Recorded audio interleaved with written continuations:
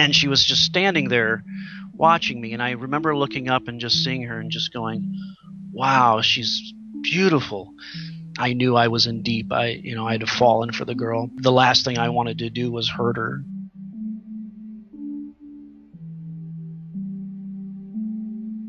I took on a regular babysitting gig. She was 5. She was a precocious girl. She was advanced for her age. She was also very independent. A lot of my fantasies actually revolve around little girls who are in some way more powerful than I am. Eventually, my attraction became, overwhelming to the point I had to go relieve myself in the bathroom. That's when I had to leave town and get my head straightened out. I didn't abuse her because I knew the harm that it could cause. Also, remembering the fact that I was abused, it probably contributed to my own sexuality developing. I have never sexually abused a child, and I never will. I've gotten to know a lot of pedophiles online. My sense is that we're a much larger group than society actually thinks we are. The terms pedophile and child molester are used interchangeably. This is wrong. A pedophile is, strictly speaking, somebody who has a sexual attraction to children. It's important to realize that not all pedophiles are child molesters, and not all child molesters are pedophiles. When I first told all of my family, they had a hard time dealing with it. They had a hard time reconciling what they knew about me